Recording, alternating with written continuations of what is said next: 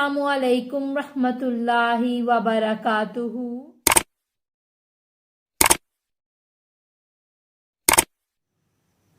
My name is Dr. Zainab Roop and I am physiotherapist. آج جو میرا آپ کے ساتھ لیکچر ہے وہ ہے سورۃ الانعام کی آیت نمبر 84 سے لے کے آیت نمبر 90 تک. سٹارٹ کرتے ہیں. نحمده ونصلي على رسوله الكريم اما بعد فاعوذ بالله من الشيطان الرجيم بسم الله الرحمن الرحيم ربي اشرح لي صدري ويسر لي امري واحلل عقدة من لساني يفقهوا قولي ربي زدني علما. بسم اللہ الرحمن الرحیم. شروع کرتے ہیں آیت نمبر 84 سے. ہم نے کل کے لیسن میں حضرت ابراہیم علیہ السلام کی قربانیاں پڑھی تھی اور ابراہیم علیہ السلام نے اپنے پورے خاندان کو چھوڑ دیا تھا. پہلے ان سے بحث کی تھی کہ ان سے بات کی تھی دلیل کے ساتھ کہ آپ ستاروں کو کیوں مانتے ہیں, آپ سورج کو کیوں ان کے ساتھ کیوں شریک ٹھہراتے ہیں ہمارے رب کے ساتھ, اتنا کہ یہ کچھ نہیں کر سکتے. تو پھر وہ اس چیز کی بحث کے بعد حضرت ابراہیم علیہ السلام نے اپنی قوم کو چھوڑ دیا تھا کیونکہ وہ باز نہیں آئے تھے. تو ابراہیم علیہ السلام کی قربانی کے بعد اللہ تعالیٰ نے ان کو اتنا کچھ عطا کیا اس قربانی کی بیس پہ کہ اللہ تعالیٰ ایک وقت آزمائش کا دیتا ہے. جب انسان اس آزمائش سے گزر جاتا ہے تو میرا رب اتنا اس کو دیتا ہے کہ مالا مال کر دیتا ہے. تو حضرت ابراہیم علیہ السلام کو اتنا کچھ اللہ تعالیٰ نے پھر عطا فرمایا. تو وہبنا عطا کیے ہم نے اللہ اسے اسحاق و یعقوب اور یعقوب. تو حضرت ابراہیم علیہ السلام کو 2 بیٹے عطا فرمائے, اسحاق اور یعقوب. وکلن ہر ایک کو ہدینا ہدایت دی ہم نے. تو اللہ تعالیٰ فرمانے کہ ہدایت دی. ہدایت دینا اللہ کے بس میں ہے, یہ کسی انسان کے بس میں نہیں ہے کسی کو ہدایت دینا. اگر انسان اپنی زندگی کا سب کچھ بھی قربان کر دے اور اپنا ایک ذرہ بھی کسی کو دے دے تو وہ سمجھے کہ وہ بندہ ہدایت پہ جائے گا, تو وہ کسی کو ہدایت پہ نہیں لے سکتا. ہدایت سستی چیز نہیں ہے, ہدایت اللہ تعالیٰ دینے والا ہے اور وہ دیتا بھی اسے جو خود کوشش کرتا ہے, جس کے دل میں سچ میں ہدایت پہ آنے کی طلب ہوتی ہے. ہم کہتے ہیں نا کہ ہم کیوں کافر رہے, کہ اگر وہ کیوں کافر ہے, ان کے اندر طلب بھی نہیں تھی اللہ کی. اللہ تعالیٰ نے عقل و شعور اسی لیے پیدا کیا تھا انسان میں. تو کلن ہر ایک کو ہدینا ہدایت دی ہم نے. نوح کو ہدینا ہدایت دی ہم نے, اور نوح علیہ السلام کو حضرت ابراہیم علیہ السلام سے ہدایت ملی تھی. تو ہدایت دی ہم نے من قبلنا اس سے پہلے, من ذریتی اس کی اولاد میں سے. تو کہتے ہیں کہ نوح علیہ السلام کو پہلے دی, پھر اس کے بعد ان کی اولاد سے پہلے. تو مطلب کن کی اولاد کی بات ہو رہی ہے یہاں, ذریتی ہی, یہ حضرت نوح کی اولاد نہیں بلکہ حضرت ابراہیم کی اولاد کی بات ہو رہی ہے. کہ حضرت نوح علیہ السلام کے تو 3 بیٹے تھے, سام, حام اور یافز. یہ 3 بیٹے تھے. تو سام, حام اور یافز کے علاوہ ایک چوتھا بیٹا بھی تھا جو کہ کشتی میں سوار نہیں ہوا تھا, اور حضرت ابراہیم علیہ السلام نے اسے, حضرت نوح علیہ السلام نے اسے بلایا تھا لیکن وہ سوار نہیں ہوا, تو اس لیے اس کا نام نہیں ہے. تو سام, حام اور یافز جو تھے یہ نوح علیہ السلام کے بیٹے تھے. اور آگے یہاں جو اولاد کی بات رہی ہے ابراہیم علیہ السلام کی بات, ابراہیم علیہ السلام کی بات ہو رہی ہے ان کی اولاد کی. ان کی اولاد میں داؤد علیہ السلام آئے, سلیمان علیہ السلام آئے. تو داؤد و سلیمان و ایوب اور ایوب و یحییٰ و یوسف اور یوسف و موسیٰ اور موسیٰ و ہارون اور کذالک اسی طرح نجزی ہم بدلہ دیتے ہیں محسنین احسان کرنے والوں کو. اللہ تعالیٰ فرماتے ہیں کہ اگر انہوں نے قربانی دی تھی تو اللہ تعالیٰ نے ان کو اتنا بڑا اجر دیا, اور اتنی بڑی اللہ تعالیٰ نے ان کو گفٹ دیا کہ وہ اللہ تعالیٰ اپنے سے محبت کرنے والے پہ, اللہ پہ احسان کرنے والوں کو اللہ تعالیٰ اتنا محبت کرتا ہے کہ اس کو اتنا دیتا ہے کہ اس کو مالا مال کر دیتا ہے. اللہ تعالیٰ کی یہ رحمت ہے ہمیشہ سے. تو اللہ تعالیٰ نے ان کو اتنا دیا کہ ان کو اوپر سے لے کے نیچے تک اتنا مالا مال کر دیا کہ وہ مال سے بھر گئے. اور اللہ تعالیٰ نے ان کو اتنا ان پہ کرم کیا, مطلب کیسے مال کیا, ان کو ان کی اولاد کو ہدایت دے دی, ان کی اولاد میں نبی آئے. اور نہ صرف حضرت ابراہیم علیہ السلام کو بلکہ حضرت ابراہیم علیہ السلام کے بھائیوں کو, ان کے بیٹوں کو, ان کو بہت کیا نام ہے جو نسلوں تک ان کو ہدایت پہنچی. لیکن ہم یہ نہیں کہہ سکتے کہ حضرت ابراہیم علیہ السلام کی ساری اولاد ہی نبیوں میں سے تھی, تو ان میں سے کچھ فاسق بھی تھے. تو حضرت ابراہیم علیہ السلام نے جب دعا کی تھی کہ یا اللہ میری اولاد کو امت مسلمہ ہی بنانا, میری ساری اولاد کو امت مسلمہ بنانا, تو اللہ تعالیٰ نے فرمایا کہ میں نے چن لیا. تو حضرت ابراہیم علیہ السلام نے کہا کہ کیا تو نے میری اولاد کو بھی چن لیا؟ تو اللہ تعالیٰ نے فرمایا کہ میرا حکم اور میرا عہد ظالموں تک نہیں پہنچتا, تو آپ کی اولاد میں سے جو فاسق ہوگا اس تک میرا حکم نہیں پہنچے گا. وقت و زکریا اور ذکریہ و یحییٰ اور یحییٰ و عیسیٰ اور عیسیٰ و الیاس اور الیاس کلن سب کے سب من الصالحین نیک لوگوں میں سے. تو ابراہیم علیہ السلام کی اولاد میں سے بتایا جا رہا ہے کہ اتنے سارے یہاں 17 نبیوں کی ذکر ہو رہا ہے کہ وہ سارے نیک لوگوں میں سے تھے اور ان کو نبوت دی اور نیک صالحین اور ہدایت عطا فرمائی. و اسماعیل و یسعیٰ اور یسعیٰ و یونس اور یونس و لوطن اور لوط و کلن ہر ایک کو فضلنا فضیلت دی ہم نے علی العالمین تمام جہان پر. تو اللہ تعالیٰ نے ان سب کو تمام جہانوں پہ فضیلت دی. ومن آبائہم اور ان کے آباء و اجداد میں سے وذریتہم اور ان کی اولادوں میں سے واخوانہم اور ان کے بھائیوں میں سے. تو میں نے بھی بتایا تھا کہ حضرت ابراہیم علیہ السلام کی اس عمل سے ان کو اتنی خیر پہنچی تھی کہ ان کے بھائیوں کو اور ان کی اولاد کی ان کے آباء و اجداد تک اللہ تعالیٰ نے خیر پہنچا دی تھی.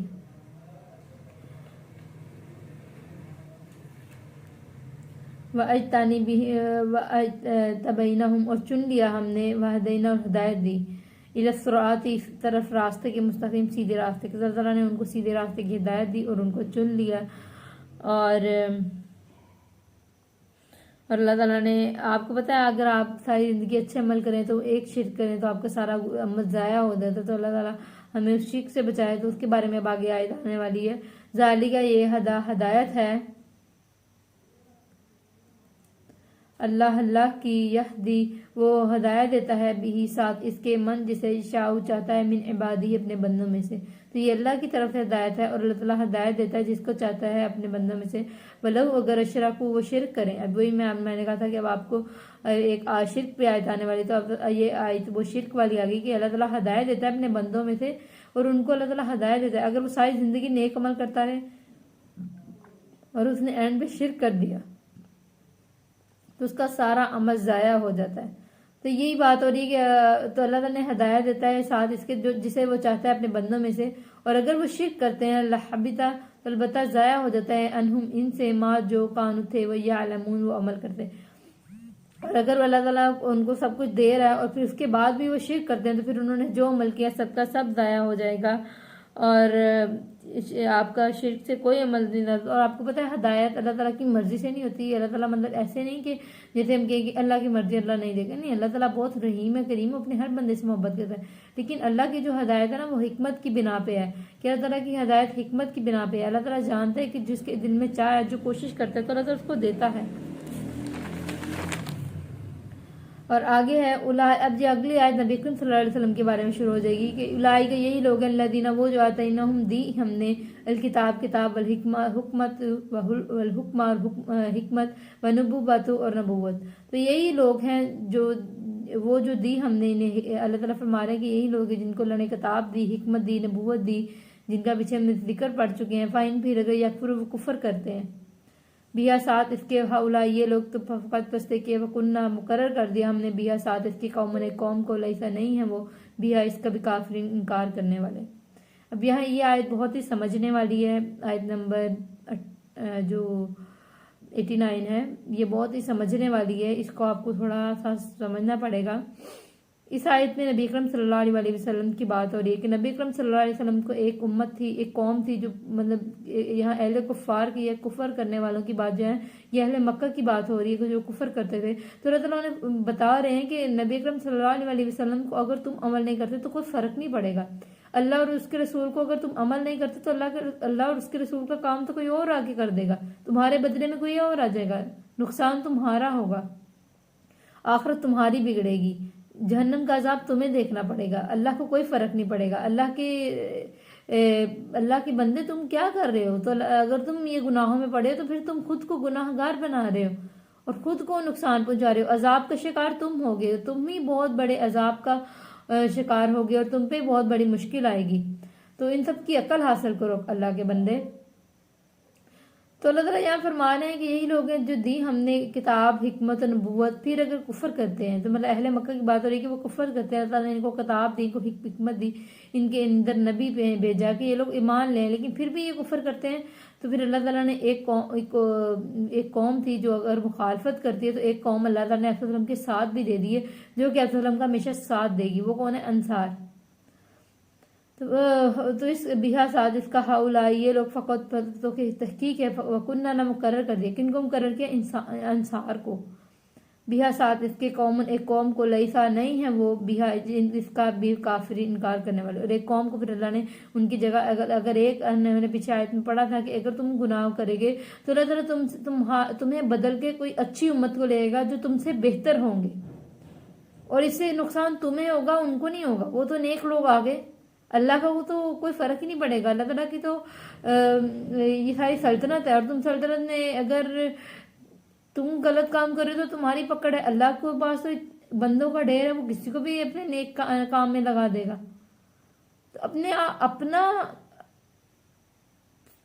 جو ہے نا اجر دیکھو، اپنا ہی آخرت دیکھو، اور اپنی ہی طرف دیکھو، اپنے آپ کو بیٹر کرو، نہ کہ دوسروں کی اپنے پہ ڈھیروں مکھیوں کا جال بیٹھا ہے اور تم لوگوں کی ایک مکھی اڑانے میں بیٹھے ہوئے۔